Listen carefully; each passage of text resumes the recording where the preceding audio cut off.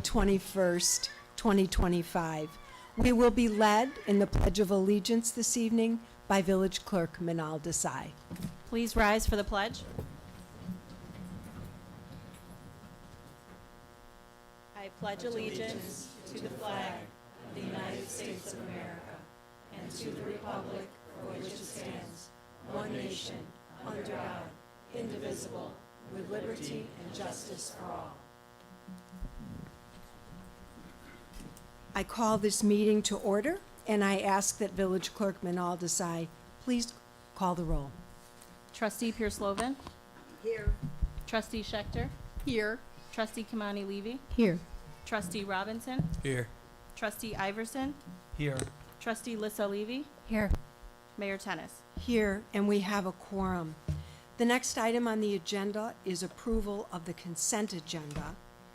I will start by asking, the question is always, is there anything anyone would like to have removed from the consent agenda?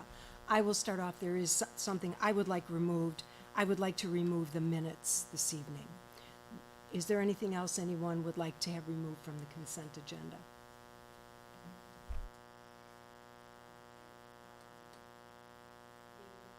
Other than my request, I would ask for someone to move for approval of the minutes as present, or of the consent agenda, of the consent agenda without the minutes. Is there a motion? Thank you, Trustee Lissa Levy. Second from Trustee Pierce-Lovan. Will the clerk please call the roll? Trustee Lissa Levy. Aye. Trustee Pierce-Lovan. Aye. Trustee Schechter. Aye. Trustee Kimani Levy. Aye. Trustee Robinson. Aye. Trustee Iverson. Aye. Thank you, and the motion passes. I had requested that the minutes be removed and discussed separately. I made very brief comments near the beginning of our last meeting that were not captured in the minutes. So I discussed it with Clerk Desai today, and she has revised them. But what I would first need is a motion to amend the minutes. Moved by Trustee Kimani Levy, second by Trustee Lissa Levy. Will the clerk please call the roll? Trustee Lissa Levy. Aye. Trustee Pierce-Lovan. Aye. Trustee Schechter. Aye. Trustee Kimani Levy. Aye. Trustee Robinson. Aye. Trustee Iverson. Aye. Thank you, and the motion passes. On the dais was, okay. Now what we need is a motion to approve the minutes as amended. Then I'll explain what the amendment, So more moved. detail. Moved by Trustee Robinson, seconded by Trustee Lissa Levy. On the dais, there is a copy. Everyone received a copy of the amended minutes. It's highlighted in yellow. Just very brief paragraphs summarizing my comments from that evening. Yes, Mayor, if we're going to amend for that, on the bottom of the, let's see, the third to last page, under new business, where it talks about Trustee Robinson, Yes, speaking about the incident, and then the next paragraph starts with other trustees echoed Trustee Robinson's sentiments.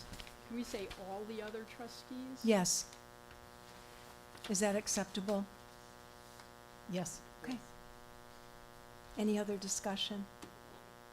Will the clerk please call the roll? Trustee Lissa Levy. Aye. Trustee Pierce-Lovan. Aye. Trustee Schechter. Aye. Trustee Kimani Levy. Aye. Trustee Robinson. Aye. Trustee Iverson. Aye. Thank you, and the motion passes. Before we get to item number 9, I want to take just a very quick moment under 8, recognition and honorary presentations. Even though we don't have anything specifically on the agenda, I would like to acknowledge the birthday today of Trustee Gail Schechter.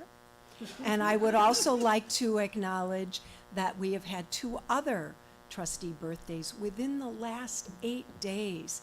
trustee Allison Pierce Slovan, and trustee Jim Iverson. So happy birthday to all.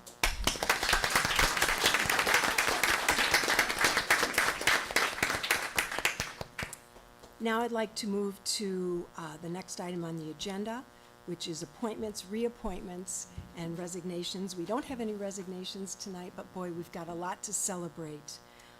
We will start in a moment with Village Clerk Manal Desai swearing in Irvin Garcia from the position of Police Sergeant to Police Commander, and then Fire Lieutenant Matthew Kaner to the position of Fire Captain.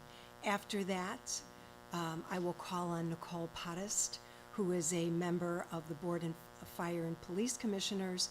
She will swear in Police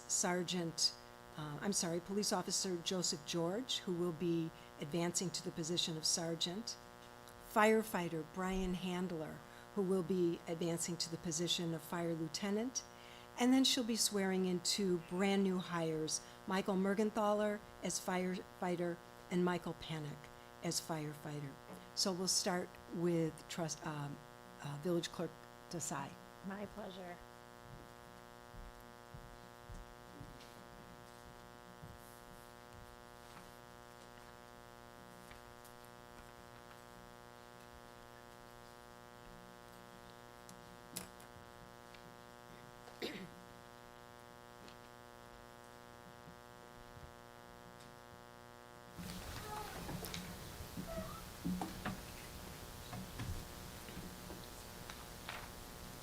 Okay, please raise your right hand. I, and then please state your name. I, Irvin Garcia, Having been appointed to the office of Police Commander having been appointed to the office of Police Commander in the Village of Skokie, in the Village of Skokie, in the County of Cook, in the County of Cook, do solemnly swear that do solemnly swear that I will support the Constitution of the United States, I will support the Constitution of the United States, the Constitution of the State of Illinois, the Constitution of the State of Illinois, and that I will faithfully discharge the duties of the the office of Police Commander and that I will faithfully discharge the duties of the office of Police Commander according to the best of my ability. according to the best of my ability. Congratulations.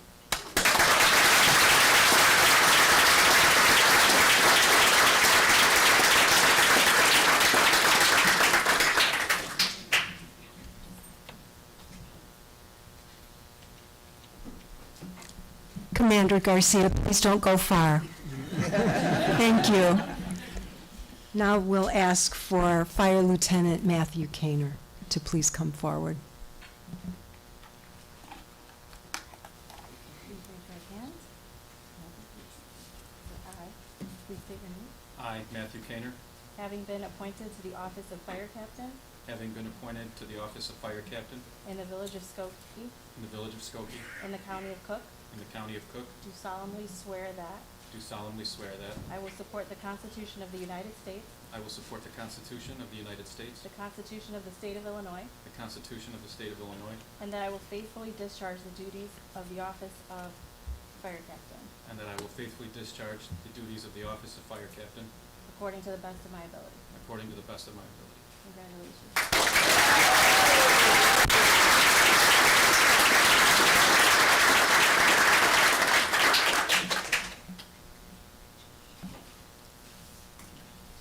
Captain Kaner, if I could ask you to come to the microphone first.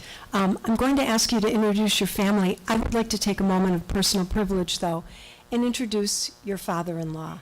We're really fortunate to have here this evening Captain Kaner's father-in-law, who is a retired state senator from the great state of Massachusetts, Senator Brewer. Welcome.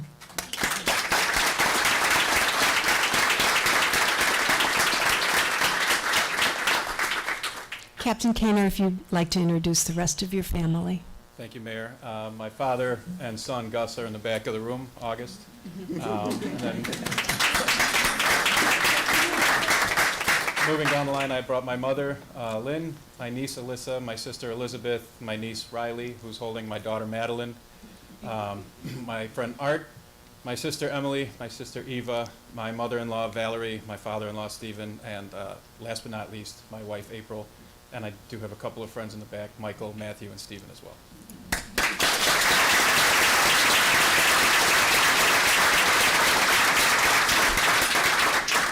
Commander Garcia.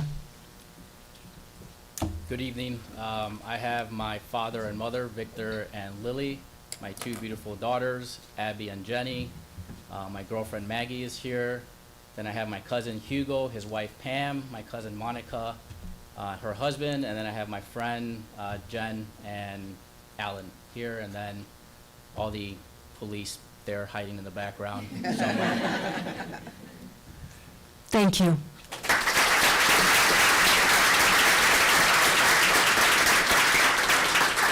I would also quickly like to acknowledge the presence of former Skokie Police Chief Tony Scarpelli and former Deputy Skokie Police Chief Michael Pector.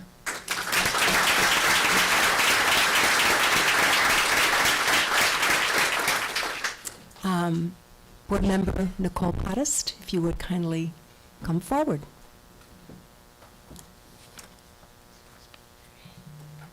Good evening. Good evening, elected village officials and staff, Police Chief Barnes, Police Chief Hoflick, members of the Skokie Police and Fire Department, honored guests, friends, and family.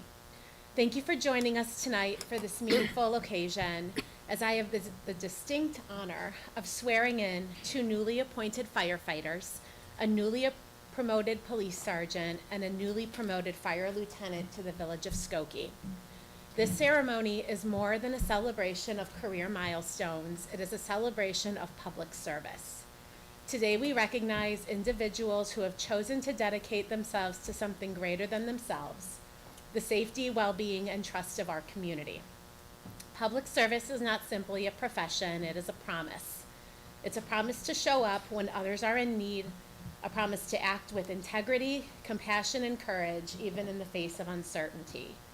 To our new firefighters, you are stepping into the finest tradition of fire service here in Skokie, rooted in bravery, teamwork, and a tireless commitment to others. You now join a department that stands as a beacon of excellence and service. Welcome to the Skokie Fire Department and to our community.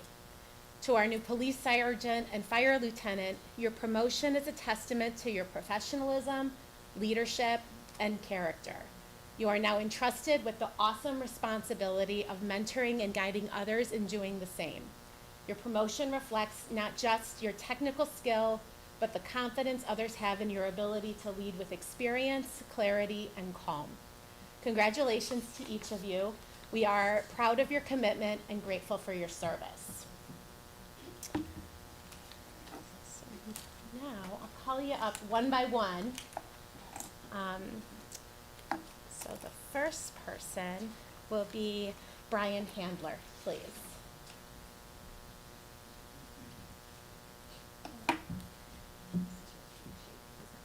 After me, okay?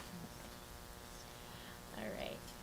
I state your name. I, Brian Handler, Do solemnly swear that I will uphold the Constitution of the United States of America, do solemnly swear that I will uphold the Constitution of the United States of America, the state of Illinois, the state of Illinois, the ordinances of the village of Skokie, the ordinances of the village of Skokie, and the rules and regulations of the fire department, and the rules and regulations of the fire department, and the Skokie Board of Fire and Police Commissioners, and the Skokie Board of Fire and Police Commissions, and that I will faithfully discharge the duties of a fire lieutenant that I will faithfully discharge the duties of a fire lieutenant to the best of my to ability. the best of my abilities. Congratulations.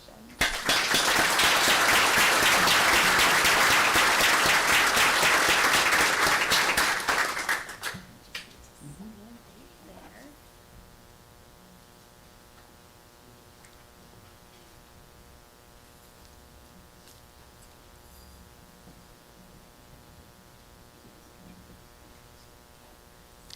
Lieutenant Handler, would you please introduce your family and friends as long as you're up there, if you kindly go to the microphone. Good evening, Mayor. I got my wife, my parents, Tom and Kathy. My wife's Tiffany O'Donovan. I have 4 of my 5 children here, Skylar, William, Zoe, and Henry. Then I also have my sister and her husband and 2 of my nieces. And I think, oh, I have my aunt and uncle as well. I forgot about those guys. Wonderful.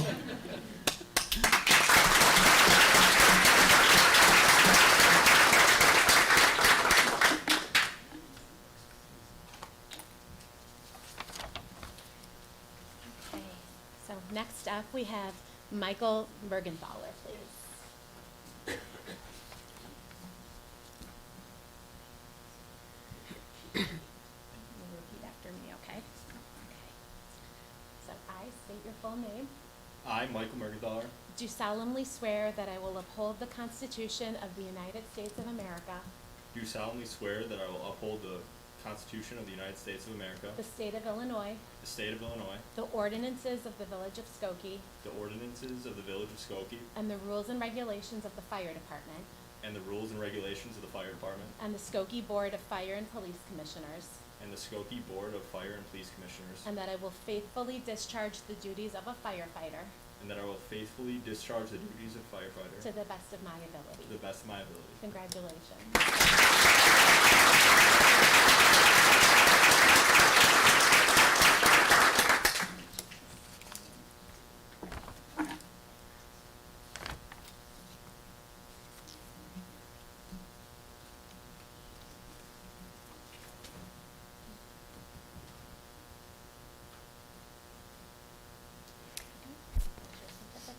Congratulations. Firefighter Mergenthaler, would you be kind enough to introduce family and friends who might be present? Yeah. I have my wife, Megan, my parents, Gary and Kathy, my sister, my nephew, and my wife's aunt and uncle as well. Wonderful.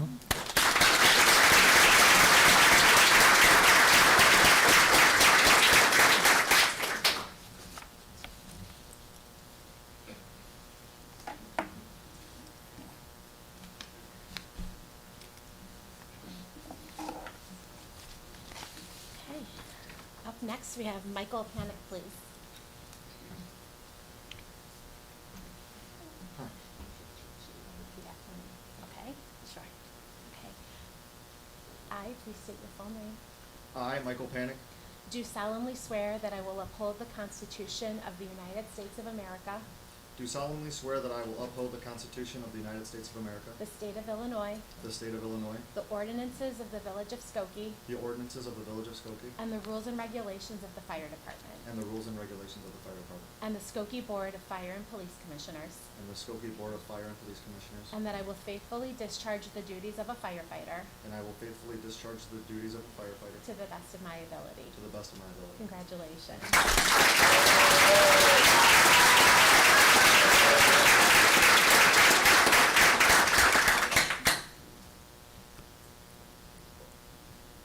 Okay. Here's your certificate. Firefighter Panic, would you kindly go to the microphone if you would, and introduce any of your family and friends who might be here? I have my lovely wife Nayeli, my parents Jan and Yolanta, my two sisters, my brother-in-law, and my father-in-law and mother-in-law.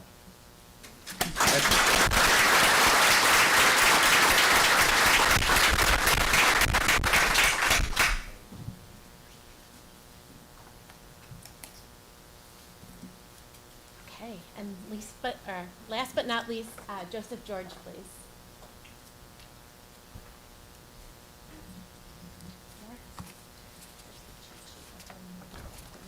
Okay, very good. Okay, I state your full name. I, Joseph George, Do solemnly swear that I will uphold the Constitution of the United States of America, do solemnly swear that I will uphold the Constitution of the United States of America, the state of Illinois, the state of Illinois, the ordinances of the village of Skokie, the ordinances of the village of Skokie, and the rules and regulations of the police department, and the rules and regulations of the police department, and Skokie Board of Fire and Police Commissioners, and Skokie Board of Fire and Police Commissioners, and that I will faithfully discharge the duties of a police sergeant and that I will faithfully discharge the duties of police sergeant to the best of my ability. to the best of my ability. Congratulations.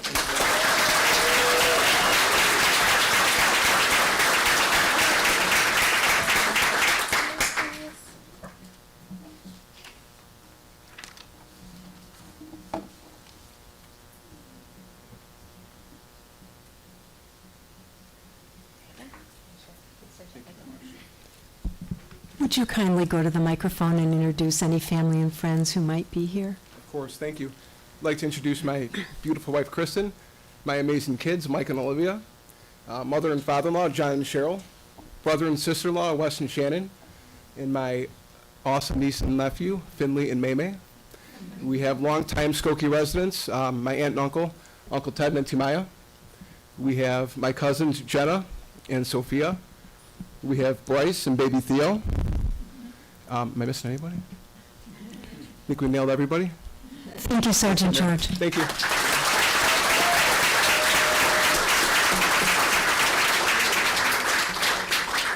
So to quickly conclude this portion of the agenda, congratulations to all of you and your families, and thank you for your service.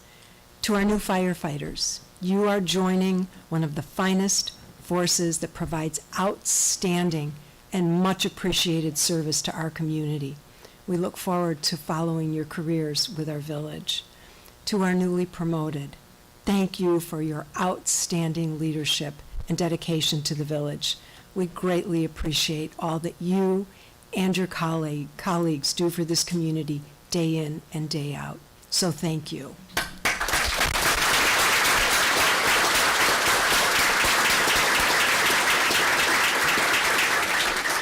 It's 7:51. We will now take a 5-minute recess so that we can congratulate all of our newly sworn-in police and fire. Thank you.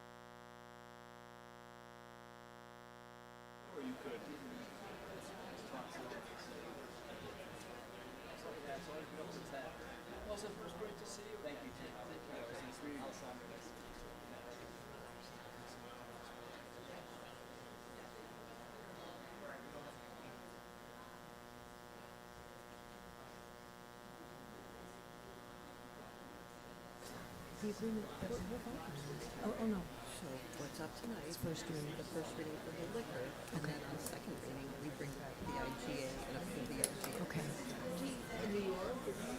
Can you round up Jim? Trustee Iverson? He's out there.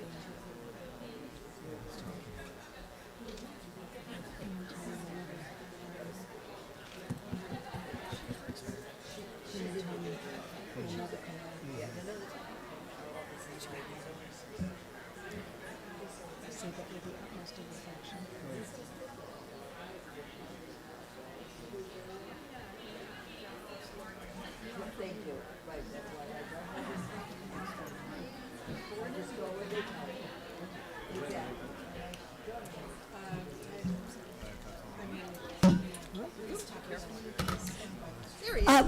Josiah, could I trouble you to please close the door? Thank you.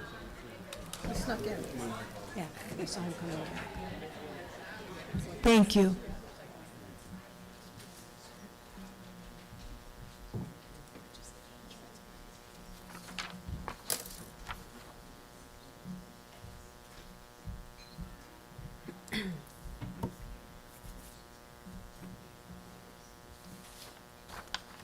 So the next item on the agenda is public comments. Before we begin our first public comment agenda item this evening, I have a few notes.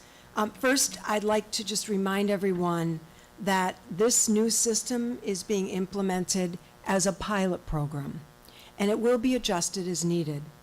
All speakers are welcome to address the village board for up to 3 minutes, and the clock will provide a countdown on time remaining. The podium microphone will be turned off at precisely the 3-minute mark. Speakers may address the board once on any given topic, whether they choose to do it at the beginning of the agenda, after agenda items, or at the conclusion of the agenda. Finally, a reminder that this is the village board's time to listen to the community, and we will not most often respond to comments. So with that said, is there anyone in the audience who wishes to address the board? 3 minutes, and we will allocate time for up to 10 speakers. If you'd kindly give your name. Hi, Mayor. My name is Lauren Grodnicki, but before I start my public comment, I wanted to clarify what you just said. Okay. Can you So- start it over, Nick? Can I pause? Oh, okay. So are you saying that we are allowed to address the board 3 times, like? so I- Once on any, you can address the board one time on any given agenda item. So if you have 3 items of interest, you can address us 3 different times throughout the meeting, as long as they pertain to, during the agenda portion, as long as they pertain to that agenda item. Okay. And So then- open comments now and at the conclusion, and as we go through the agenda, those comments should be limited to involving those specific agenda items as we go along. I hope that's clear. Yes, one more question. So if I had 2 different topics that I wanted to make a public comment about, I could do one at the beginning and one at the end? Yes. Okay. Thank you.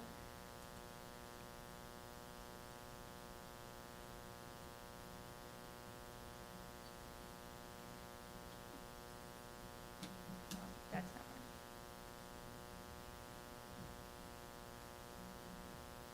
Great.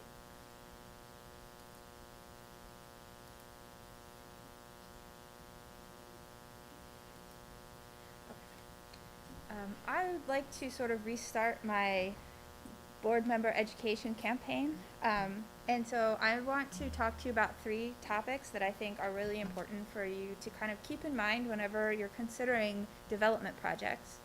I want you to think about the carbon cycle, which then leads into borrowed versus ancient carbon, and what other greenhouse gases are and what carbon equivalent means. So first, I want to start with the carbon cycle. These numbers are in gigatons of CO2 in these different reservoirs as of 2010. So these numbers are not necessarily current. At that time, the atmosphere had 800 gigatons of CO2 in it. Volcanoes emit, this is the same, volcanoes emit about 0.1 gigatons per year. The biosphere and the atmosphere exchange about 120 gigatons a year. The biosphere itself, meaning like all of the plants and animals and soil microbes and everything, contains about 500 gigatons. The oceans have a huge amount of, as a huge reserve of CO2, and they exchange about 90 gigatons a year. Sedimentary rock, as you can see, has a huge amount, including 5,000 gigatons in fossil fuels. This interchange happens because of photosynthesis and decay. When plants are doing photosynthesis and they're growing, they're taking in carbon dioxide. They separate the carbon atom from the oxygen atoms. They release the oxygen into the atmosphere, and they incorporate the carbon atom into their tissues. And then when those plants decay, or the animals that ate them decay, in the presence of oxygen, those carbon atoms bind with oxygen again and are released back into the air as CO2.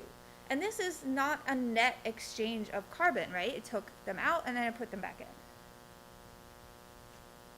So now let's talk about the perturbed carbon cycle, which is what we're doing. Volcanoes, notice that I said volcanoes do about 0.1 gigatons per year, but when we burn fossil fuels and we make cement, we're taking some of that sedimentary rock and we're basically speeding up this one part of the carbon cycle, which is why the concentration of CO2 has been going up since the beginning of the Industrial Revolution, and why it's accelerating, because we keep, oh, sorry. To be continued, don't worry. I'll be patient. We know you're good about that. Thank you.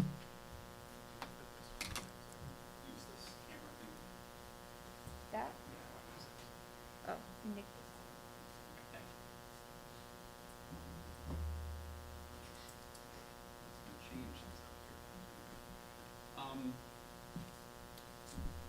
Actually, the timer started before I even started speaking, so we're going to have to stop it and start it again. Nick, would you go ahead and just stop it and start it again for him? Thank you. Good evening. This is David Dalkin, 9330 Laurel. As you can see pictured here, there is a problem with people not understanding how to use garbage cans in our village. I don't know if that's because they lived in a place that didn't have garbage cans before, or they don't understand recycling, which I'm sure our friend here would be able to give a good lecture on at the next meeting.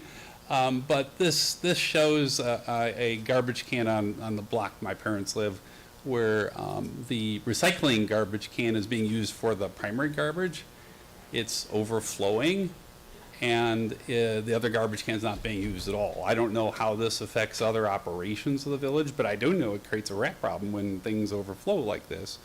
In my June 3rd letter, which still hasn't had a professional reply, I requested that the entire area from Church Street to Gulf, from the expressway to the ComEd property on the east, be looked at. I can tell you just by walking 2 blocks myself that there are 20 garbage cans that have holes in them that need to be replaced.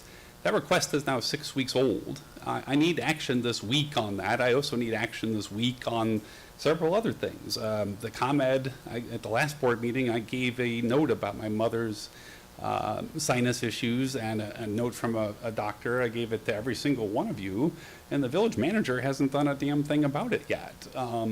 You know, the grass is still out of compliance. It should be receiving a ticket from this village every day by whomever is hired as the next corporation council. And you know, the village should be mowing the lawn and sending ComEd a bill along with those tickets. I'd like to receive action on that during this week. It's a serious health hazard, it's a serious health issue, and nothing's happening with that. This is, you know, part of a pattern that's there. So, in addition, the Skokie school by Jane Stenson, the parking lot is still being abused multiple times per week by people that are loitering with cars, you know, fast speed cars like Mustangs and other things, where they loiter there and then they do their speeding and other things on the side streets. I don't know what's being done about this. I've shown Barnes and other people multiple pictures and other things. I see no change occurring in this.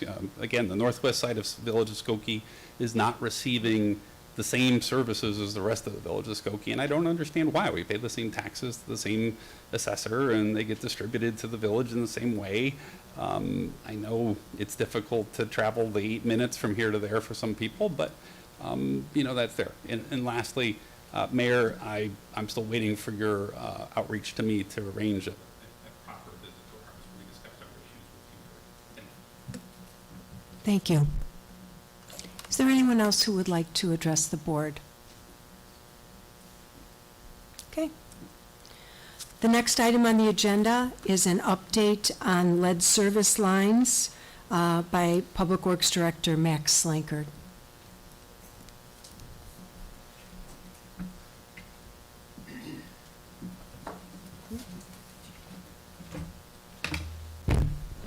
Good evening. Thank you for affording me the opportunity to speak this evening and provide an update on this issue. As you all know, many residents received letters in the last week or week and a half regarding lead service lines or potential lead service lines, and this has caused quite a bit of angst and concern in the community. So let me first start out by apologizing for not doing a better job of preparing the community to receive this mailing and working with our public information channels to push out information in advance of this. But what I do want to do is walk through sort of where we are at in this process, why these letters went out, and sort of take a little bit of a trip down memory lane. Some of the trustees will recall this. So what was really the starting point for this is the Illinois Lead Service Line Replacement Notification Act. So this was passed in 2021. Went into effect January 1 of 2022. So it did three principal things. It prohibited partial lead service line replacements from taking place anymore. It imposed a requirement on all Illinois community water supplies to conduct a service line inventory to determine where in their community lead service lines, galvanized service lines existed, with a required submittal deadline for that, and then it requires the development of a replacement plan, which under the Illinois Act, the ultimate timeline for the replacement plan, it was based on how many of those lines you had in the community. This was then supplemented in October of 2024 by the lead and copper rule improvements at a federal EPA level. What's important about this, the two most important things are, one, it accelerated the timeline for the ultimate replacement of lead service lines, and two, it had an enhanced public notification requirement, to wit, annual outreach is required for customers with lead, galvanized, or unknown service materials, and that was the genesis of the notice that was sent to customers in our system. I know that some of the language in the notice was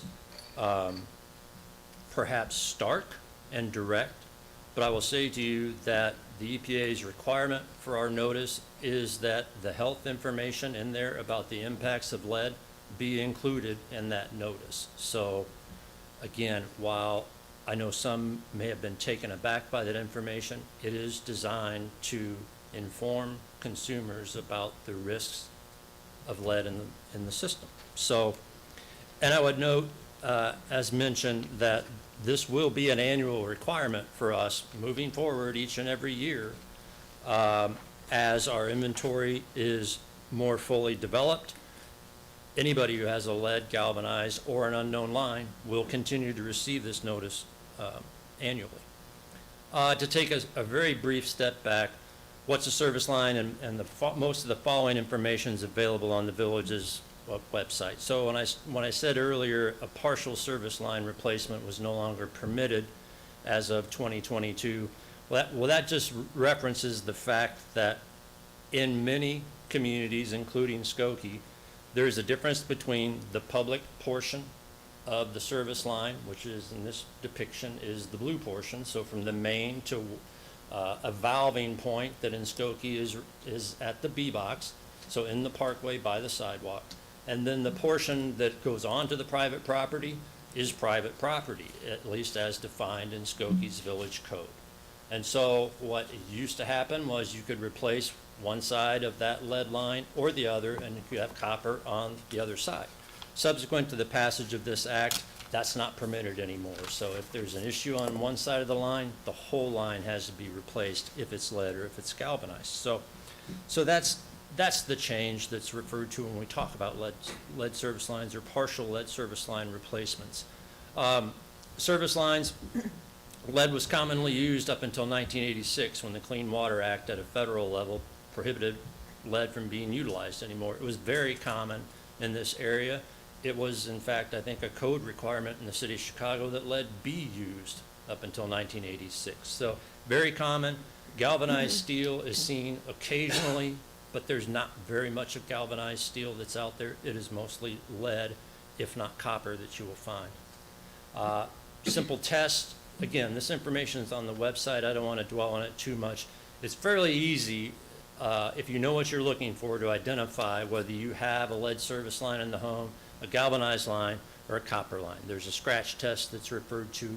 Galvanized can be detected by utilization of a magnet that will stick to the line, and copper, I think, is fairly intuitive by its color. What's important about this is that the village is trying to continue to develop our service line inventory. A number of the letters that we sent out were sent out because the services are listed as unknown. We've tried to develop this service line inventory, but to the greater degree that residents can help us complete this work by self-assessing what their line is and then going to our website and entering this information for their property, so much the better for all of us, for our planning purposes, for development of the replacement plan, and to eliminate future letters, hopefully. So lead, where does lead come from? Well, the village's water source is the city of Evanston. They're our wholesale provider. Lead is not in our water mains. Almost all of our water mains are cast iron or ductile iron. If they're not one of those two, then there is some reinforced concrete pipe that's in the system. Lead comes from the service lines. It comes from fittings and fixtures in the home plumbing system, and it comes from utilization of lead solder in plumbing back in the old days, if you will. So that's where lead occurs in the system. At a system level, Evanston adds, as part of the treatment process at the water plant, orthophosphate to the water supply. And orthophosphate forms a coating inside lead service lines, and it's intended, and it is effective institutional control to prevent lead from leaching from water lines. So the system is regularly monitored and tested. Cameron Hendricks, who heads up the village's environmental health division, is here this evening. It's his people that go out and do the water quality sampling regularly and testing for lead. We would say that the only way to tell if a given home or property in Skokie has high lead levels is to test in or on that property. One note on this, a lot of residents may go to pick your home improvement store and get a self-test. We would tell you those are notoriously inaccurate and tend to generate false positives. So if you're going to test your water, use one of the testing labs that's referenced on our lead service line information page. The program goals. So the village has done an initial submittal of our lead service line replacement plan. We will continue to do submittals of that replacement plan annually until our final plan is due in 2027.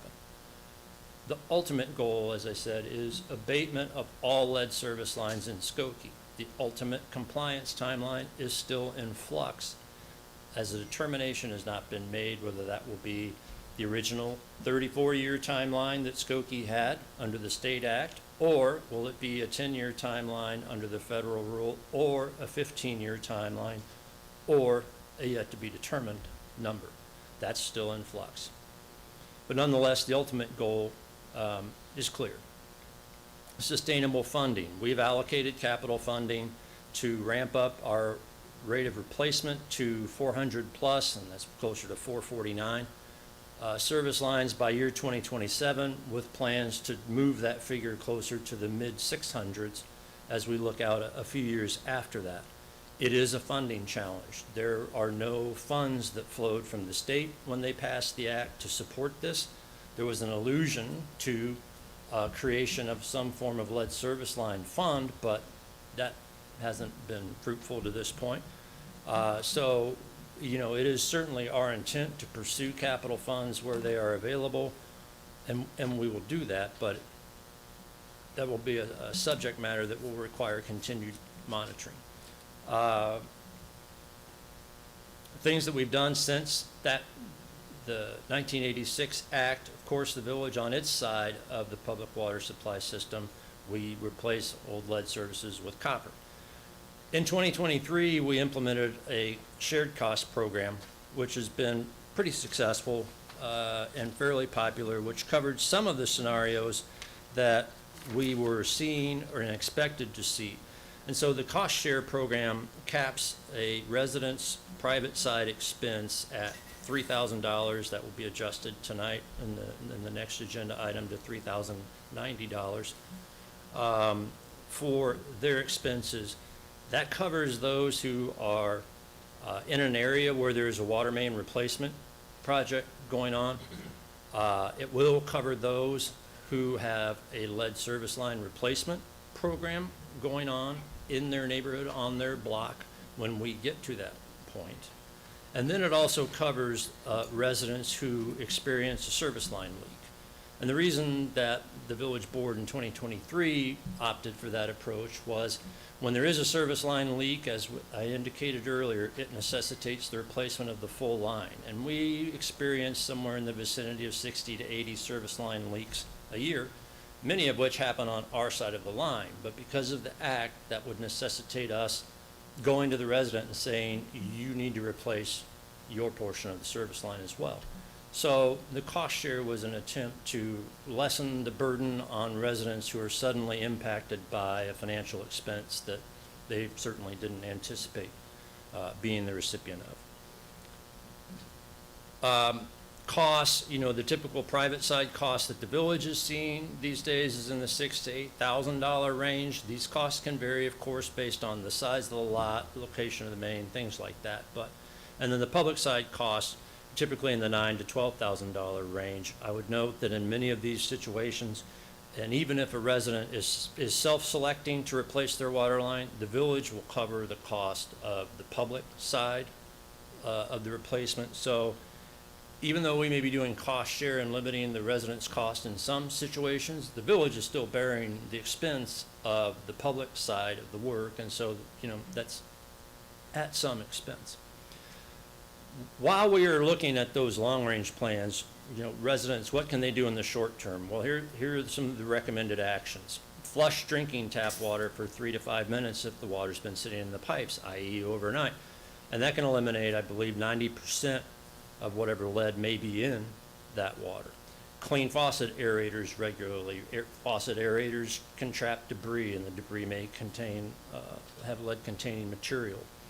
Inspect plumbing materials. If you can do it without talking to your plumber, that's great, but you may want to talk to somebody who knows their fittings and fixtures. People may have brass fixtures. Brass contains a certain percentage of lead, so you need to assess what's in your home because that is a potential source of lead as well. It's not just about the service line. Purchase and utilize appropriate filters. I know it sounds overly detailed when we say NSF or ANSI type filters, but that's the relevant spec that you need to look for to get a filter that's going to eliminate the lead. And I will tell you, if you go to Amazon and put that spec in there and search water filter, you'll see 1,000 of them of all different sorts and types, ranging from filters on pitchers that can sit in your fridge at up to very large capacities, to filters that can screw onto the kitchen sink, to under sink mounts, to you name it, almost any configuration. And then, as I noted, test your water. If you're very concerned about the lead levels that you're seeing in your home or may potentially be seen in your home, test your water. And in the long term, if you're able, budget and plan for the replacement of your private side, and the village will pay for the public side. There's a fact sheet on water. Here's a reference if anybody wants to take a photo of this, or if you want copies of the presentation, we'd be happy to make that available for additional information. And I would add too, we had done a large presentation to the board in January of '23. That's still out there on the village's YouTube channel for those of you that really want to hear me talk way too much. That was about 45 or 50 minutes worth of stuff in the lead up to the cost share program, which is a little bit deeper dive on some of the thinking of the cost share program and more background material on the act, and I kind of get in the weeds a little bit more. So with that being said, I would open the floor to questions. Thank you, Max. Are there questions? Trustee Lissa Levy. Hi, thanks for this report. So in the cost sharing with the village, if a resident has received one of these letters and they proactively opt to change the private side, they contact the village, and then how does that process work if you're not doing water main replacement at that time? What does the cost share look like in those two different scenarios? Yeah, so if they're in an area where there's not an ongoing project and there's no leak, the way the cost share is structured now, the replacement of the private side would be at the resident's expense. As I noted, the village would cover from the B-box out to the main, we would cover that expense. But in that situation, a resident would be paying the full price. And in an instance where there is water main work or there is a leak, is there still the option to have the private side be amortized in the water bill? Or is that not an option? Yeah, No. so if they're in the cost share, so you referenced in the context of a main break, in a service leak or in a main replacement project, yeah, the village, for participants in the cost share, the village does offer financing. Julian Prindy is back there as well, and he can give you the details. Tell me if I'm wrong, it's up to 15 years, Correct. 1% interest, so those are good terms.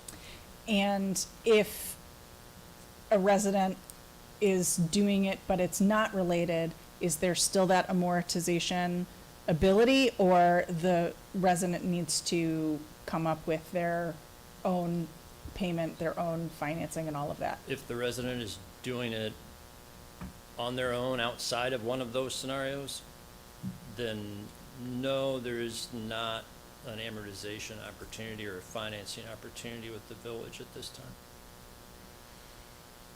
Thank you. Yes. Thank you, Mayor. Max, thank you for a wonderful presentation again. I'm glad it wasn't 45 minutes. You said that this would be available to the trustees, correct? So is this a presentation that when we get questions, we can send it to village residents so that they can look at it and give them the information that we were just? Yes, of course, and encourage that. So I would encourage if we could get this presentation, that would be very helpful with some of the questions that have been asked. Thank you. Thank you. Trustee Robinson. Again, thanks again for the presentation. I was wondering if there's continued marketing plan to get this into the eyes of the residents, and kind of what that looks like. Do we know? That's a good question. Yes, I think there will be marketing. I can't tell you exactly what that plan will look like, but one of the results of this experience, obviously, is we've heard from a lot of residents. We've had a lot of conversations with a lot of residents, and so it's provided us, and unfortunately, I'm sure for some of you, it's provided you the opportunity too, and our call takers, unfortunately, the opportunity to talk to a lot of residents. And so I think we have a much better idea of the types of questions that our residents have, the issues and the topics that they're interested in. And so we do look forward to working with our public information staff to how we craft this message going forward, and what are the things that we need to think about and how we do that outreach. No, I appreciate, excuse me, I appreciate it. It is pretty dense and just a lot of information. So bite sizes would be amazing. And again, I'm always thinking about language acquisition as well, for so many of our residents who may not have English as their first language. Yeah. Max, I have a couple of questions. Can you talk about, if there have been any discussions about this, because this isn't a Skokie-specific issue. Our neighbors are dealing with this too. Have there been any conversations about regionalism, a regional approach? What are our neighbors doing? And what I'm thinking is cost sharing and economies of scale. We have had some discussions about cost sharing. They have not been recent. We did, it's 25 now, probably in 23 we did, and we had those discussions with neighbors both to the east and to the west. And our sense at that time was that those economies of scale didn't appear to be there for us. I mean, in some instances, you can probably guess maybe some of the closer communities that might be much smaller, it didn't seem beneficial to us. When we talk about somebody who's very similar to us, going the other direction, boy, that looks really massive, but we didn't have a good feel for what that would mean to our contractor environment and how they were going to proceed with their program over time. Because I think we're very interested in trying to internalize certain aspects of this with our crews, and so. Can you say more about that, please? Yeah, so we purchased equipment to do directional boring, and we know from the example of some communities in Michigan, I think the community's Lansing, Michigan, internalized a lot of the line replacement work with their own forces. And they got very proficient at doing service line replacement and felt that it advantaged them versus the contractor market. I think what's of concern here is the number of lines in a community like Skokie, a community like Evanston, and then let's talk about the elephant in the room, the city of Chicago alone. As you think about what a contractor's marketplace is likely to look like, I think there's a lot of reason to think that the costing in the contractor's market will probably not be good, right, for quite some period of time. So I think that's why we are very interested in pursuing the idea of seeing how, to the degree to which we can maximize our ability to undertake some of this work. So we might move it in-house, is that what you're saying? Yes. Okay. Yes. I'd also be interested, obviously we don't have unlimited funds, but it troubles me to think of residents who choose to do this on their own, that they don't have access to any kind of cost sharing.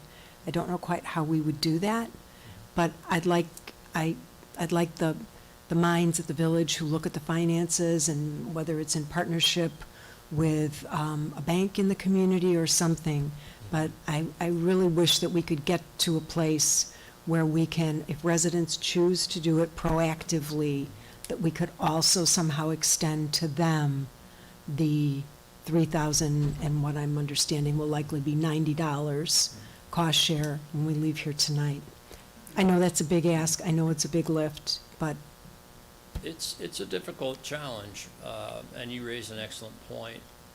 It is difficult, as Trustee Levy was asking, when by whatever means, we've created attention to the issue, which we've struggled for the last few years to create attention to the issue.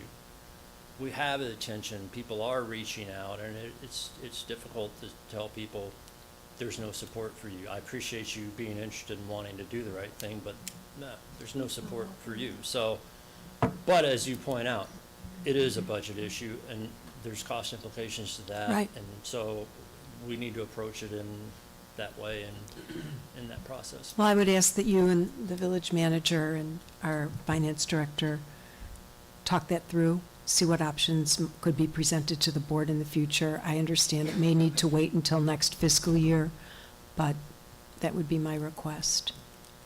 Other comments, suggestions, questions from the board? Trustee Iverson? Hi, I've got a quick question and also just a statement. I did hear from some of our residents, and because write the letter is very serious, but they spoke to your office or they spoke to the manager's office, And every case in our examples they were very satisfied with the information that you have and with the plans that you've made. And I think that's very comforting. My question is, you've got Evanston's putting phosphate in as an additive, and you mentioned regularly testing, on our staff. Could you give us a little bit more how regular is regularly? Yeah. Cameron, you want to come on up? I'll invite Cameron Hendricks, who's our environmental health supervisor, to talk about that. Good evening. Good evening. Cameron Hendricks, Environmental Health Supervisor. So the EPA requires us to do regular testing. That's going to be 60 locations twice a year.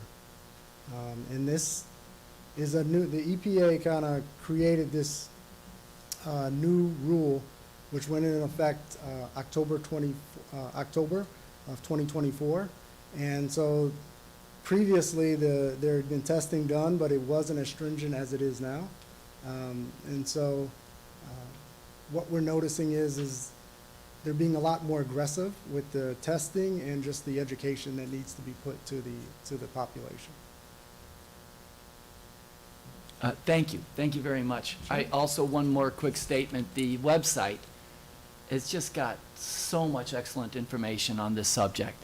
And so if anybody has particular concerns, you can actually identify your house in a map and see if it is known or not yet known, instructions on how to do some investigation on your own. It's really well done. Thank you. Thank you. Any other questions? If not, we'll move on. Thank you both. Thank you, Max. We're not taking action, do we have? There's no action. There's no action on this, so thank you, though. Okay, we'll go on to the report of the village manager, John Lockerbie. Thank you, Mayor and trustees, and good evening, everyone. Item A is regarding appropriations and water rate ordinances for fiscal year 2026. The proposed appropriation ordinance for all village funds and the Skokie Public Library that establishes spending authority is based on the budget that was approved by the village board on June 4th. Estimated revenues and planned utilization of fund balance are sufficient to cover the planned expenditures. The proposed water rate ordinance includes a 99 cents per 100 cubic feet increase in the water rate, a $9.91 increase in the minimum bill over the prior year. The increase is necessary to fund water, sewer, and flood control expenditures during the coming year. The ordinance includes an adjustment to the private side lead line replacement cost share as contemplated in 2023 when the program was approved by the village board. The 3% inflationary increase is the first since 2023 and is based on the January 2025 CPI growth. I concur with staff's recommendation and respectfully request mayor and board approval.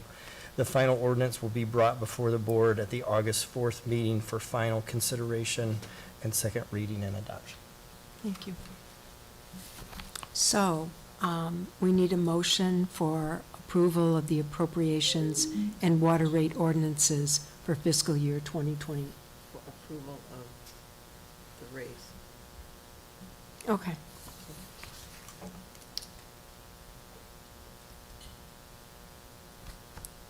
So, Yep. so it's a motion for approval of the appropriations ordinance and the increase in the water rate. Yes. Yes, okay. Is there a motion to that effect? Thank you, trustee Pierce-Sullivan. Second? Trustee Lissa Levy, thank you. Questions or discussion? Okay, there being none, any comments from the audience about this particular action item? This is a point of information. I don't understand how much is being raised or why it's being raised. You'll need to come to the podium, please. Yeah, this issue concerns us because we've reported that we believe we have a water leak in our service line, and the village manager has done nothing about the problem. So the question I have is, how much is it being raised and why is it being raised? Continue, and then the village manager will respond when you're finished. You just pause and ask the question. No, well, go ahead. There's a please. line of questioning that needs to take place here, ma'am. Yeah. And I need to be But frozen. you have 3 minutes, so go ahead. Finish your Well, comments, I mean, please. we believe that there's a leak in our service line. And to go to the last issue, my parents have lived there 60 years. I don't believe the water main on our block has ever been replaced, so I don't know how anybody in this room could tell us that they say that there's no lead in the main water line.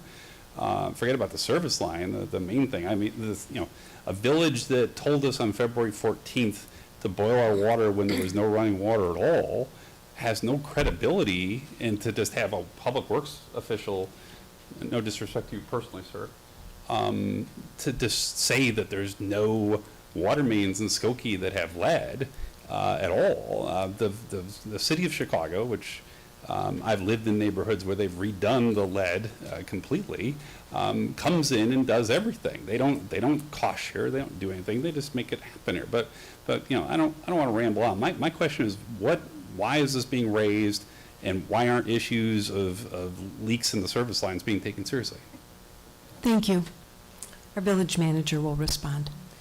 So the way the program was established for the cost share for the service line replacements is that the amount was set at $3,000 when the program was implemented 2 years ago. And so that price remained flat for 2 years. And now that we're in year 3, it needs to be increased on an inflationary basis in order to make this program sustainable for the decades that we may be in this program. And then the Public Works Department, specifically the Water Division, works to help problem solve any water leaks. And so we will follow up to ensure that that process is underway for the address that was spoken of. Thank you.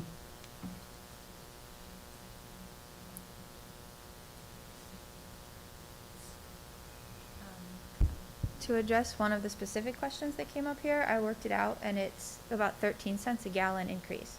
So people should use less water. That goes back into the global warming thing too. I could get into that, but I don't think you want me to. Thank you. Any comments or questions from the board? If not, I'd ask for the clerk to please call the roll. Trustee Lissa Levy. Aye. Trustee Pierce Lovan. Aye. Trustee Schechter. Aye. Trustee Kimani Levy. Aye. Trustee Robinson. Aye. Trustee Iverson. Aye. Thank you, and the motion passes. Item B is regarding a recommendation to maintain sales tax revenue from qualified food and drugs, commonly referred to as a grocery sales. Effective January 1st of 2026, the state of Illinois is eliminating sales tax on grocery items and has legislated the authority to municipalities. Generally referred to as grocery items, qualified food and drug sales in the state, Cook County specifically, are currently taxed at a lower rate of 2.25% compared to 6.25% for general merchandise. The grocery tax revenue is collected by the state and completely distributed to local municipalities. Skokie receives approximately $1.2 million from this annually and is used to fund village operations. As presented during the budget hearings of the village, a local replacement tax is necessary in order to avoid major disruption to revenues and protect our ability to fund critical services. As also noted during the budget process, the village continues to operate with a hiring freeze of 39 positions, exceeding an 8% reduction in the village's workforce and achieving an annual savings for over $3 million. The proposed 1% municipal grocery retailers occupation tax would go into effect on January 1st of 2026. This locally imposed tax maintains the current level of taxation and does not represent an increase to taxpayer. I concur with staff's recommendation and respectfully request mayor and board approval. The final ordinance will be brought before the board at the August 4th meeting for second reading and adoption. Thank you, John. So I would ask for a motion to approve the recommendation to maintain the sales tax revenue from the qualified food and drugs defined as grocery sales. Is there a motion? Thank you, Trustee Lissa Levy. Is there a second? Thank you, Trustee Schechter. Discussion from the board, please. We'll start with Trustee Pierce Lovan and then trustee Schechter, and then we'll go to this side. Thank you, Mayor. I think it's very important for people to understand because it feels like we're imposing additional revenue on residents or people who shop in the village, let's just say it that way, because it's other people as well. But it's very important for us to understand that this is a maintaining, and that's an important word in this, that we're not raising the tax further than where we are today. I also think it's very important to understand if there was an elimination of this tax, can't get that word out, a $1.2 million loss to the village is equivalent of 11 police officers or firefighters. So this isn't something we can afford not to support, because I would then ask the board, so where's the money coming from Right. otherwise? So I am very much in favor of it, and I want to remind people that maintaining it also means that anybody who shops in the village is also paying that same thing, and it helps all of us as we live here in the village. So thank you. Thank you, trustee Pierce-Logan. Trustee Schechter. Yes, I also support maintaining this tax, but I also want to make a comment about it. I know that a lot of us are concerned that so much of our village's operations is dependent on fees and taxes based on services and goods, which are regressive taxes. And I'm in strong support of reevaluating that. The problem is this isn't the time to do it. We really have to look at the whole piece. We have to look at the property tax. We have to look at the fact that we have to balance the fact that there are inequities around the village. We have something like 9 different school districts that touch upon Skokie. I had looked, for example, a property tax bill in 73 and a half, 45% of a homeowner's tax bill is that school district, as opposed to District 68, which is 33%. So we have all kinds of inequities around here that I've mentioned to the mayor and to the village manager that I would like to see us take a look prior to the fall when we start to have a real conversation about equitable revenues. Thank you, trustee Schechter. That is on our list for when we start with our expanded discussions, whether they're during the village board meetings or if we meet prior. I know there was a poll that was taken of the board. That is one of the top items on the list, is a revenue discussion. It was, if you recall, we were scheduled to discuss that at one of our budget hearings, and we just frankly ran out of time. So we will be scheduling that soon. Okay, trustee Robinson. Good, thank you for the opportunity. Mr. Friendly, step up to the batter's box, sir. So I appreciate Trustee Pierce-Logan for the critical word of maintaining. So in the sake of just saying, where could this money come from? Where could it come from? If we voted not to maintain, how else might the village get the money? What are the other possibilities? So you may recall, as part of the budget process, we put together this package of revenue sources to look at. Unfortunately, through time, we have, some say, been good at diversifying our revenue. We collect revenue across sources to diversify funding our operations. One of those is sales tax and grocery tax. To keep it short, my point being is the revenue sources that remain that are viable, that list is very short. One of them is the property tax. Some towns are going up against the sales tax. I just read an article that Naperville is choosing to increase their sales tax increase, which is difficult to do in an environment like Chicago or Skokie, where the total sales tax rate is so high, it's impossible to tack on even more to that. So there are options, trustee. None of them are great. Right. Obviously, the preferred option is presented before you, maintaining a tax that's there as opposed to going to another source. All considerations do, however, in a broader sense of revenue collection.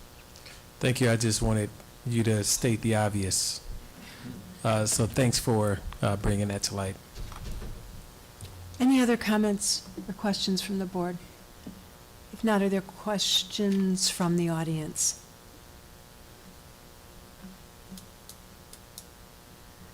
I'm not advocating for maintaining or not for maintaining, but I do want to ask if you guys have worked out how this might impact whether people choose to buy their groceries in Skokie, period, or if they're going to go to Evanston or Niles or wherever.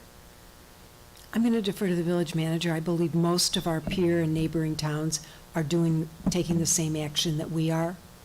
Right, the tax is currently in place, and so every municipality is working on the same issue that we are this evening, but it is very common for the municipalities to be maintaining the grocery tax. And Okay. so So it won't affect our revenue, like the store's revenue. the decisions have to be made in October for it to be effective in January, and so some municipalities are a different time schedule than us. There are some that have already made the decision and formally voted in, maintaining the tax. But it is very common to be maintaining the tax. Okay, thank you. I don't think Skokie will be an outlier. We're already not an outlier.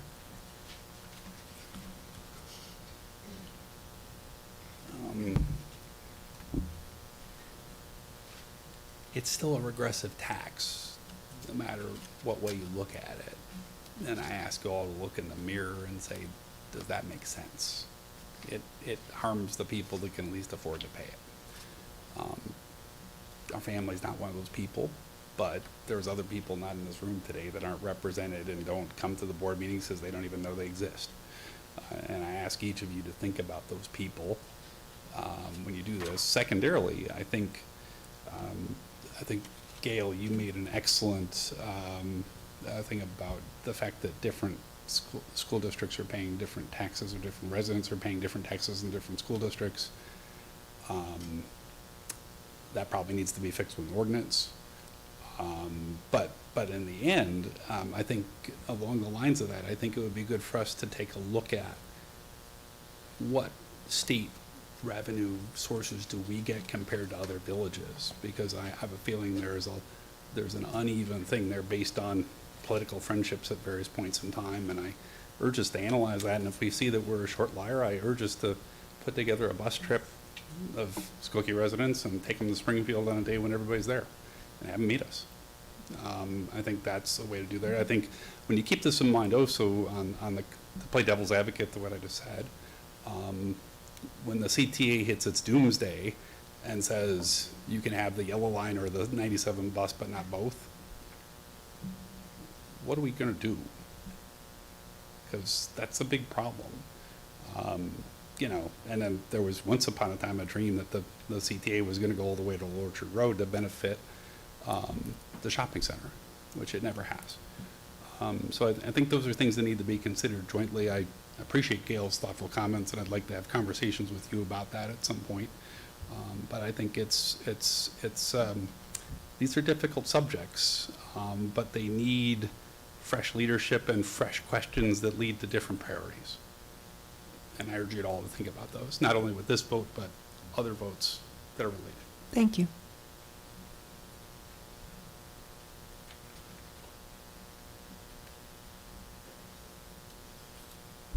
Hi, I'm Emi Yamauchi, resident of Skokie. Just to follow up on the previous commenters' remarks, I would also be interested, and I realize that there won't be any answers given tonight, but I think that as long as we're talking about maintaining these various taxes and where or where not Skokie residents are going to shop, 2 years ago, the 1% additional sales tax went into effect at Old Orchard. That money is going into an escrow account for reimbursement of reimbursable expenses for Westfield to renovate its mall. 3 months after that, they suddenly announced they were going to have the 650-unit mega gated community going up there. So I think it would be good at a very near future meeting, perhaps, to have a report on where those taxes and that escrow account stands, how much money has been collected, how much has been dispersed, and just how long that additional 1% sales tax is going to be in effect. I have filed FOIA requests about this, and I have received helpful answers from the village in the past year. However, I think it's something that affects many residents of the village, and it should be discussed in a public meeting. Thank you. Thank you. Is there anyone else who would like to address the board? Not, will the clerk please call the roll? Trustee Lisalivi. Aye. Trustee Purslovan. Aye. Trustee Schechter. Aye. Trustee Kamani Levy. Aye. Trustee Robinson. Aye. Trustee Iverson. Aye. The motion passes. Items C, D, E, and F were approved as part of tonight's consent agenda, and that completes my report this evening. Thank you, John. The next item on the agenda is the report of our Corporation Counsel, Barbara Mangler. Thank you, Mayor. Good evening, everyone, trustees. Items A and B have previously been approved with tonight's consent agenda. Item C is an ordinance up for first reading, and I know everybody's excited. It's Backlot Bash time again. This is our annual ordinance that will grant temporary relief from Chapter 10, Section 10-10 of the Skokie Village Code pertaining to the possession and consumption of alcohol and village-owned property and rights-of-way. On August 22nd, as everyone should know, and 23rd and 24th, the Skokie Park District is sponsoring its annual Backlot Bash. The festival and carnival utilize village-owned parking lots and portions of the public right-of-ways. The Skokie Park District has applied for and received a temporary liquor license for the 2.5-day event, which it does every year. As in previous years, the Park District will restrict the consumption of liquor to a defined and fenced-in area, which will include portions of the public right-of-way on Oakton Street, the Village Hall parking lot, and the Village Green. This ordinance will be up for second reading and adoption at the next board meeting, August 4th. Thank you. Item D is a request for a closed session in accordance with paragraph 2C11 of the Illinois Open Meetings Act pertaining to the review and discussion of pending litigation. Thank you. So we need a motion for approval of the request for a closed session in accordance with, as Corporation Counsel Mangler said, paragraph 2C11 of the Illinois Open Meetings Act pertaining to the review and discussion of pending litigation. Is there a motion by Trustee Robinson, second by Trustee Lisalivi? Any discussion? Okay, will the clerk please call the roll? Trustee Lisalivi. Aye. Trustee Purslovan. Aye. Trustee Schechter. Aye. Trustee Kamani Levy. Aye. Trustee Robinson. Aye. Trustee Iverson.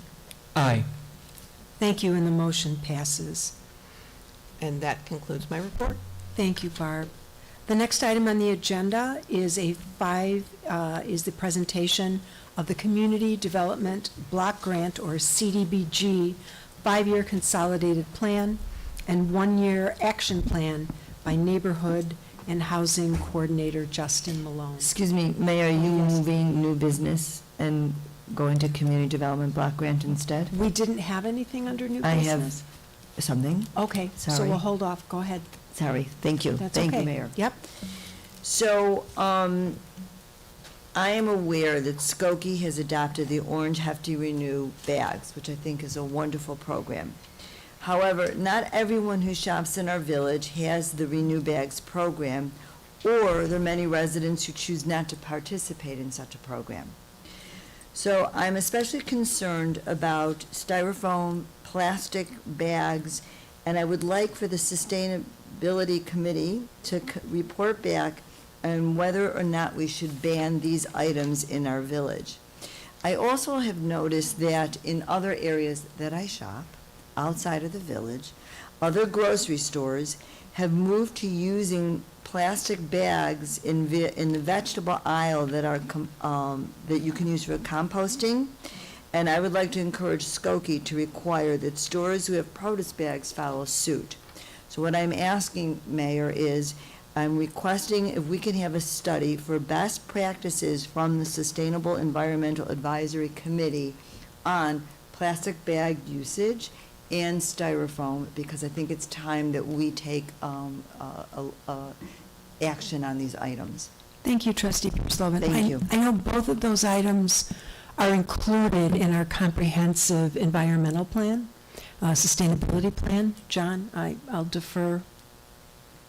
Yes, they are we were looking at the plastic bag, single-use plastic bags recently, and so the best practice was to start with education. And so the village has been working on educating people about using non-single-use plastic.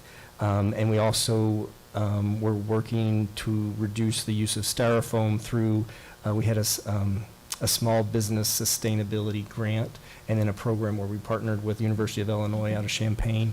And so we have been working on both of those. And so we can do an update and see what the next steps are. Thank you, I appreciate it. Thank you, John. Okay. We'll now move to Justin's report. Thank you, Justin. Thank you so much for your time. Good evening, Mayor and trustees. My name is Justin Malone. I'm with the village's Community Development Department. And today I'm back again to speak about the Community Development Block Grant, or CDBG as we call it.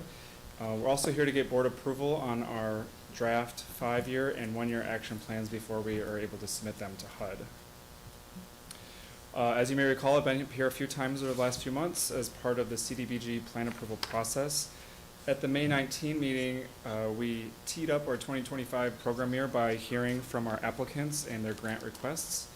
Between May and June, we solicited resident feedback via an online survey so we could determine that what the community sees as priorities for this grant funding. And then at the June 16 meeting, I presented the results of the survey and highlighted what the top needs for funding were according to the community feedback. And today, I'm going to present how we took those community needs and turned them into goals and objectives for our 5-year plan, and then how we'll start to implement them with our 1-year plan. A draft version of the entire 5-year and 1-year plans are available on the village's website for the required 30-day public comment period. The 30-day public comment period ends on August 4th, and after that, we'll be able to submit pending approval. Any public comments that anyone wants to submit regarding the draft plans or the grant in general can be emailed to cdbg@skokie.org. As I mentioned, the survey helped us determine what the community views as important needs, and it helped us figure out what our goals are for the next 5 years, what the next 5 years should be geared toward. The most common responses for high priority needs included several things, but the top ones were housing services and programs, mental health services, anti-crime services, infrastructure improvements, and senior services. So we're actually able to funnel these priority needs into the eligible areas of the grant so we can cover some things with them. I just want to go through how we're planning on addressing these needs over the next 5 years. We are calculating that Skokie will receive $2.5 million in funding over the next 5 years from this grant. That is if we receive similar amounts every year than we do now, and if there's any other pending changes at the federal level or the current administration. Again, I just want to reiterate that this grant is not able to address every need that has been brought up by the survey, but we are hoping to do with what we can, as much as we can with what we can, and as always, the goal of the grant is to assist low moderate income residents in Skokie. One way that the village plans to address housing issues utilizing the funds is to continue with our home improvement program. The village's home improvement program provides financial assistance for eligible home repairs for income eligible homeowners. And the most common repair requests that we've seen recently are roof and doors. Windows seems to be very, very common right now. Electrical, some plumbing and heating, and other weatherization options. And so if we are looking at contributing about $100,000 annually from the grant for this program, and so that would be $500,000 over the course of 5 years. Each year, the village is able to utilize the grant funding to provide some infrastructure improvements in Skokie in eligible neighborhoods through the street resurfacing project as well as the sidewalk replacement program. We work with the engineering division to find eligible neighborhoods, and then we kind of piggyback on their larger projects, and we submit our funding to the, we add our funding to theirs so that we can get in on the action with the larger project. The sidewalk replacement program helps residents who receive repairs for their front sidewalk squares. Maybe they are a little bit jarred by this cost, and so if they feel that they're eligible for the program, they're able to submit their income verification, and the funds will be covered by this grant.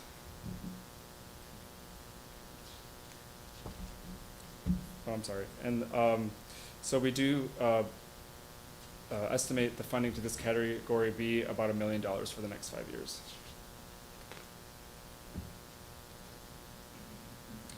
One way the village can provide funding toward organizations directly that provide specialized services is by assisting them with projects at their brick and mortar locations. And it helps them keep their building functional and up to date. These organizations are vital for many Skokie residents, especially those who are benefiting from the programs that they provide. So over the course of 5 years, we are anticipating funding about $500,000 for this category. There are many public services listed as priorities for residents from the survey, and we plan on providing funding where we can to assist the organizations. This funding can help supplement the payment. Some examples of how this funding can help supplement these public services is maybe it would provide funding towards a program that assists this low and moderate income resident, or maybe could apply toward a employee who is in a program from the organization that helps with this same population. So we've seen both approaches with that.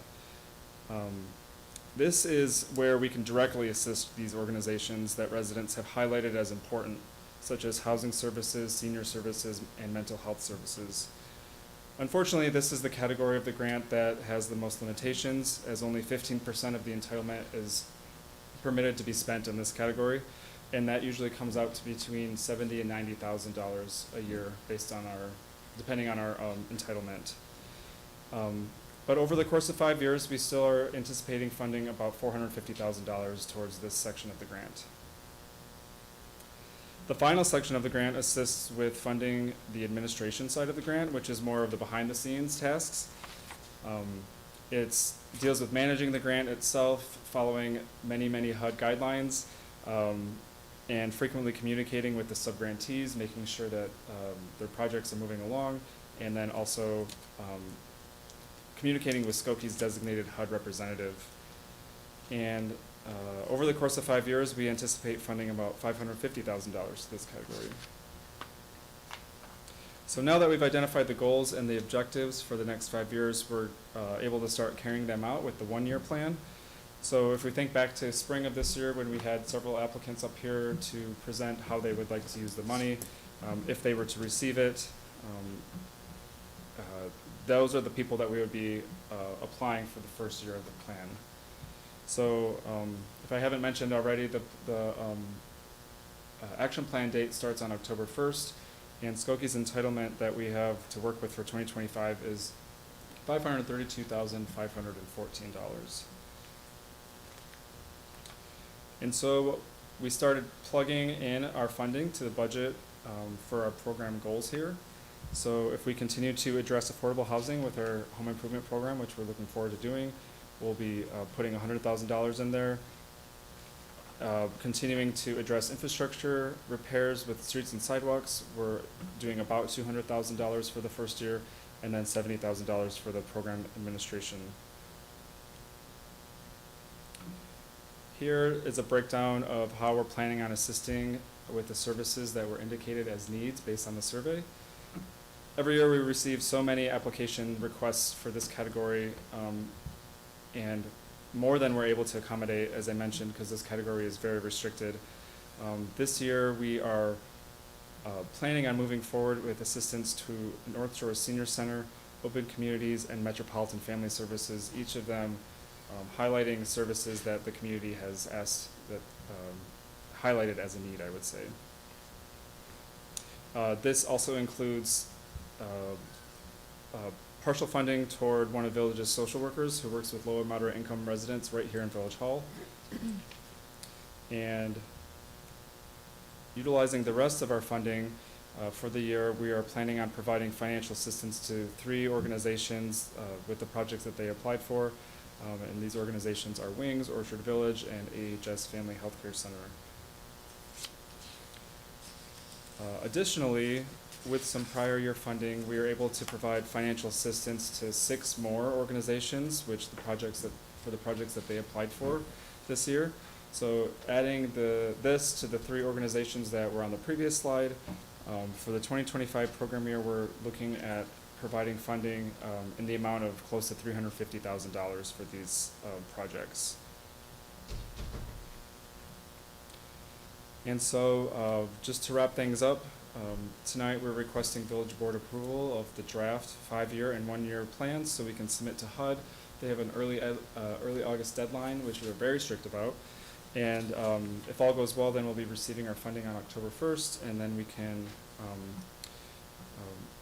notify our applicants of their status and then get ready to start helping the community as soon as we can. So I thank you so much for your time, and I am here for any questions. Thank you. So a motion to approve would be in order. So move. Moved by trustee Robinson, second by trustee Kimani Levy. Discussion. I actually want to make a quick comment first. The results of the survey were very eye-opening, and they will be included in the mix of the data that's reviewed as part of our strategic plan process that we're embarking on. So thank you for providing that. Trustee Schechter. Yeah, Justin, thank you very much. You and the whole team did a really great job. I actually printed out the whole thing and marked it all up. I wanted to mention, as somebody who has been a recipient, run nonprofits that have received CDBG funds, I'm very well aware of what they are and the importance of doing the consolidated plan. And I would urge that even if Skokie should, God forbid, but never get another CDBG dollar, this data and the survey results really should inform village policy. I just want to lift up a few statistics that jumped out at me. One of them is the housing cost burden, that 30% of our households are paying more than they can afford for their housing. That's renters and homeowners.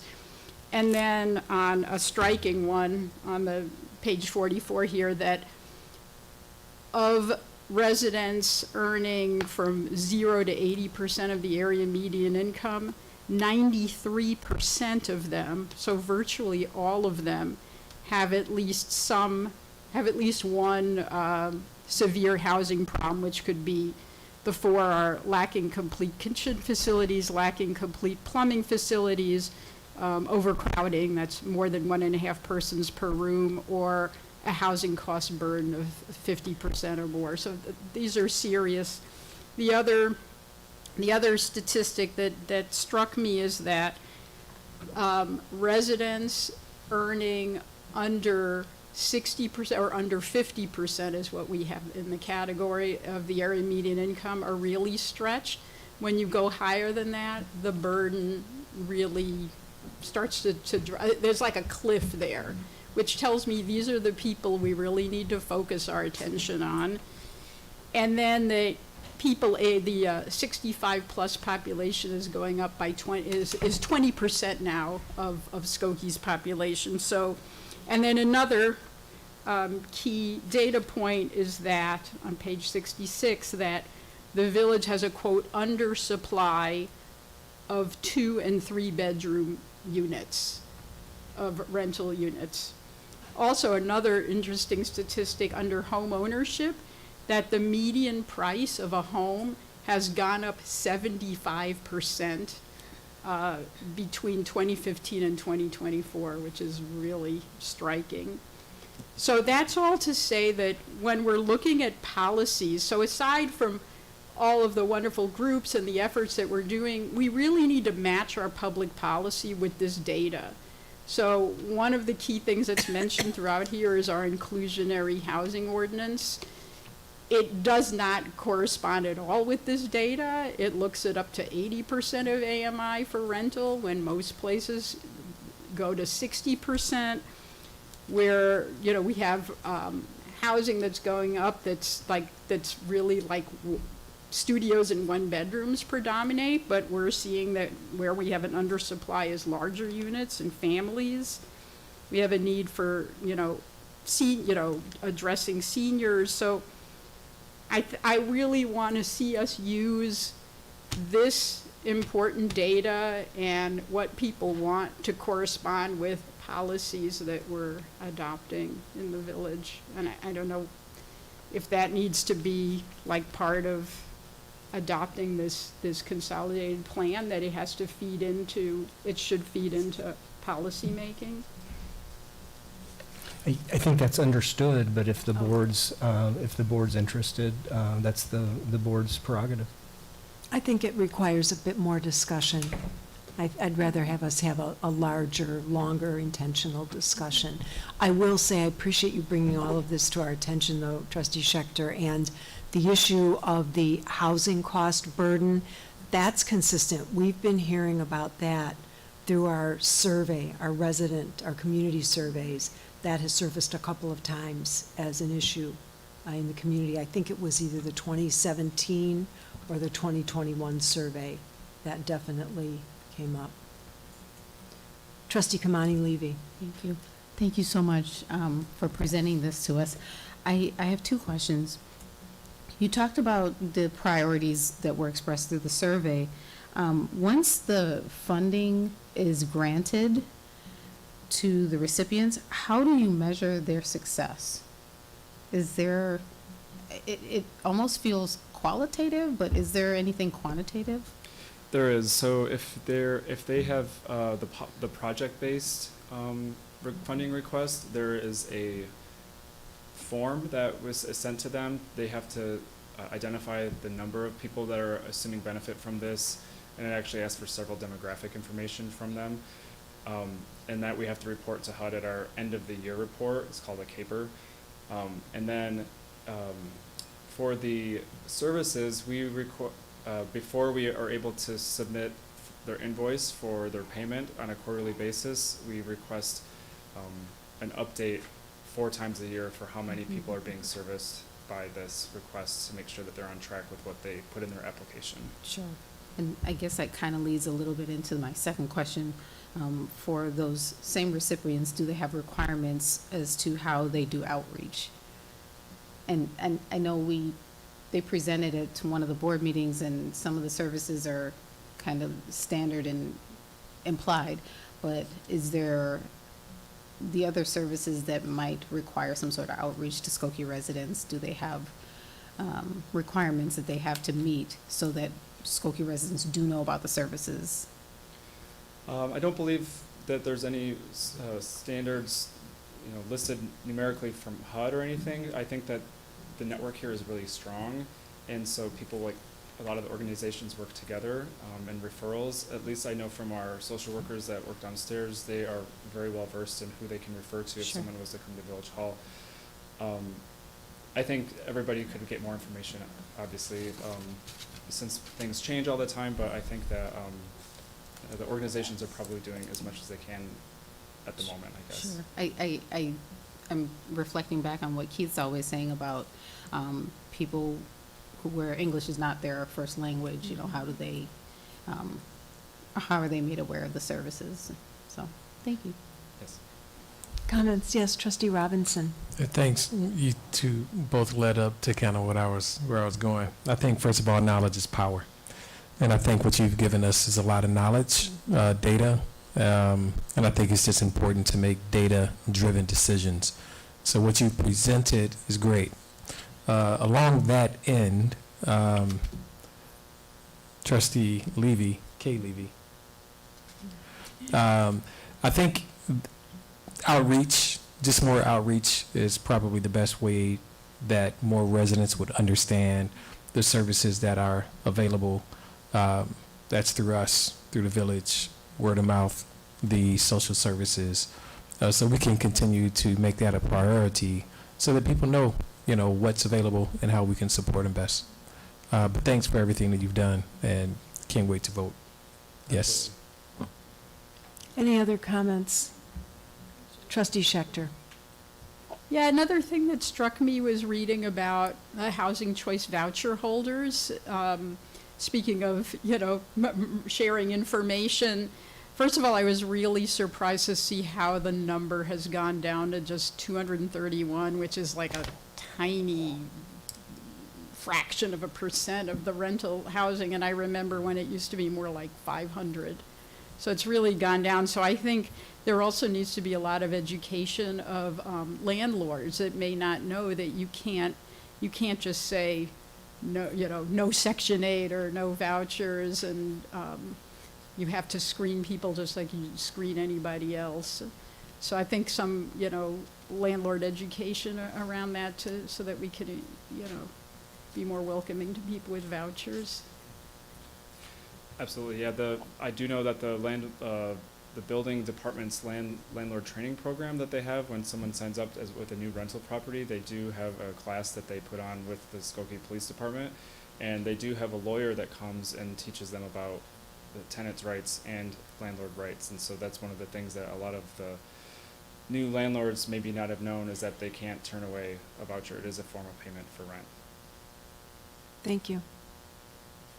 Would anyone like to address the board on this matter? Okay, being none, would the clerk please call the roll? Oh, okay.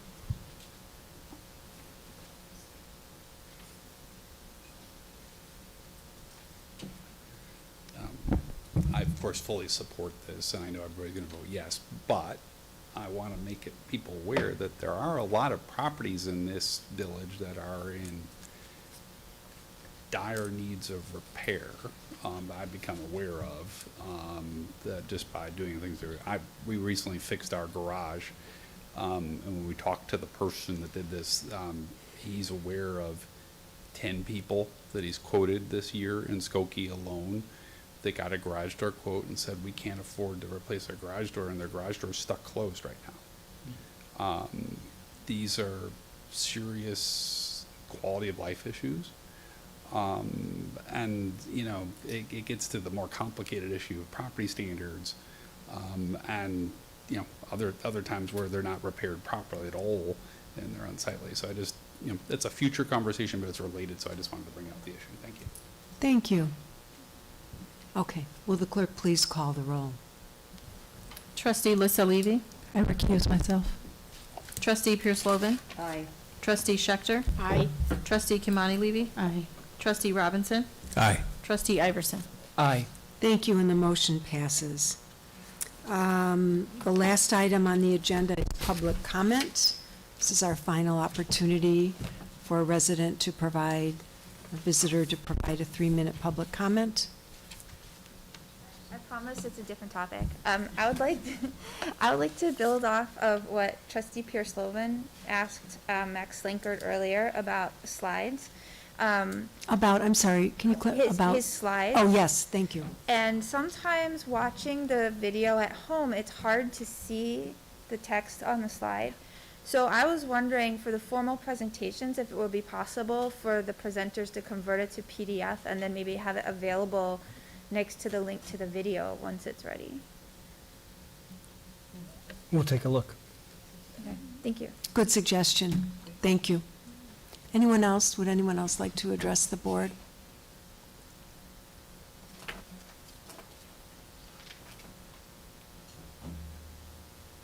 Continuing the chat I just had there. Pictured here is a picture of the garage.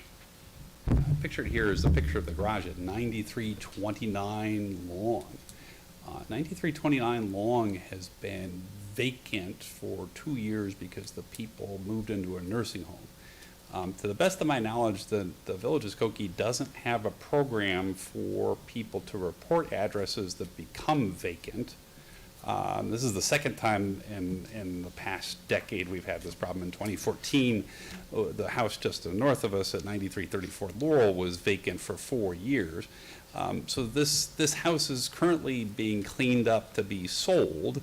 And so my request to Mr. Lockerbie at this time is we have to create a process where buildings that are sold to the next owner meet code before they're sold.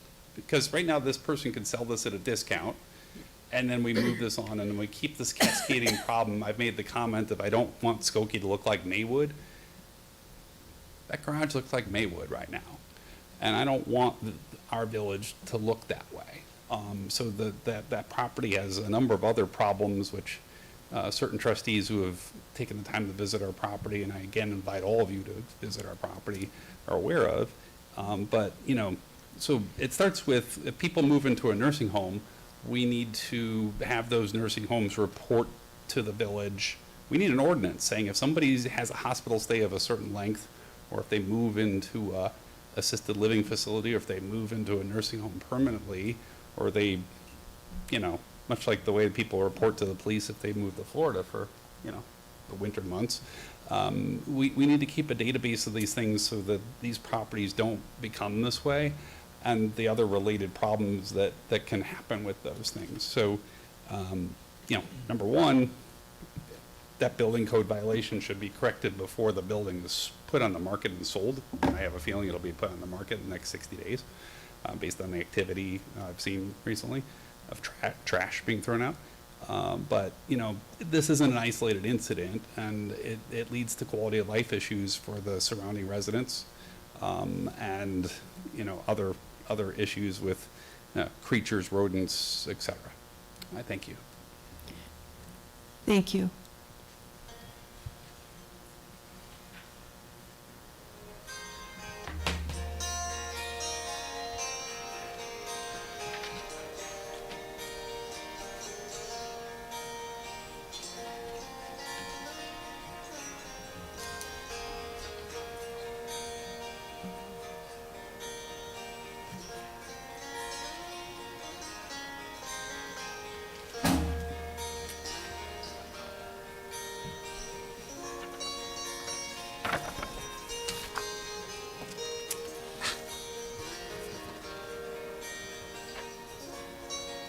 Not taking it.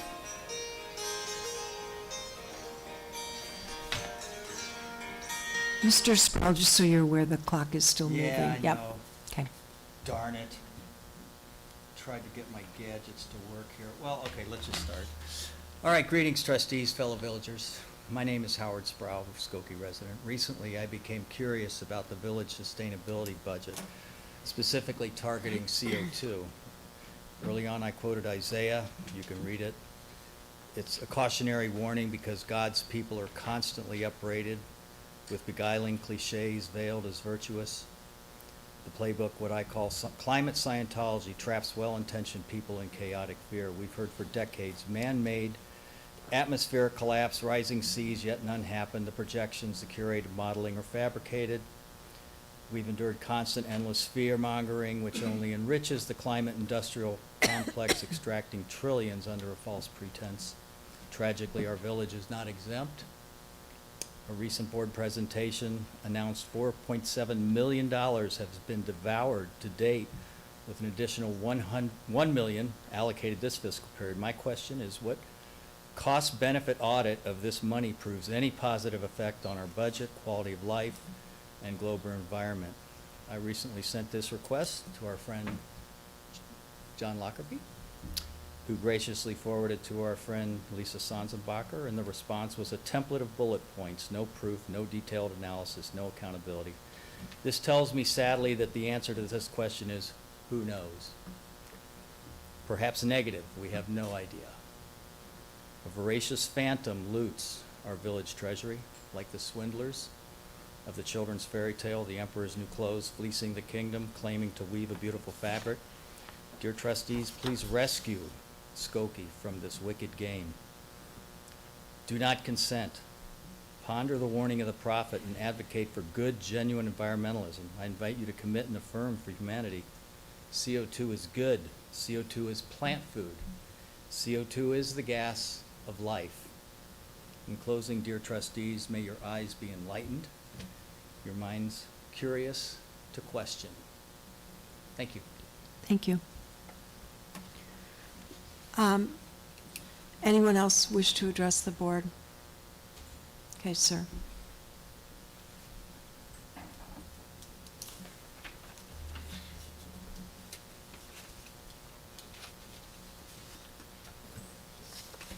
Good evening. My name is Anthony Yosef. I'm a contractor here in Skokie. I have just one suggestion. Most of my customers that got that letter from the Skokie Public Work, they would love to do the water line, but they would like it to be like the rest. I mean, they don't mind paying the $6,000, but would be on their monthly or 3-month payments, whatever plan, 15-year plan. And that's my suggestion, you know, if you guys could help them with that, I think most of the residents here would do that. And I would do it too. I have 4 properties here in Skokie. That's my comment. Thank you. Thank you. Thank you for staying to the end to tell us that. Thank you. Is there anyone else who would like to address the board? Before I call for a motion to adjourn, 2 things. I have to embarrass my younger brother, Tom, and my nephew, Alessandro Riley, who are here visiting from Zurich, Switzerland. Thank you for sitting through the meeting, Alessandro. Tom just got here. I would also, we had fun. We toured the Talking Farm last week, and they've gotten a real lesson in municipal, all things municipal in the last week. I'd also like to say, you know, there have been an abundance of public comments tonight, and they're all appreciated and insightful. I do take exception, though, to mentioning other municipalities in negative ways. I think all of our neighboring communities have issues that they face. There are different demographics in those communities, and I just never think it's helpful or lends positively to discussion in this room to mention our neighboring communities in disparaging terms. So I wanted to go on the record with that. With that said, I'd ask for a motion to adjourn to close session, and we will automatically and immediately adjourn therefrom. Is there a motion to concur? Trustee Kamani Levy, second by Trustee Lissa Levy. Will the clerk please call the roll? Trustee Lissa Levy? Aye.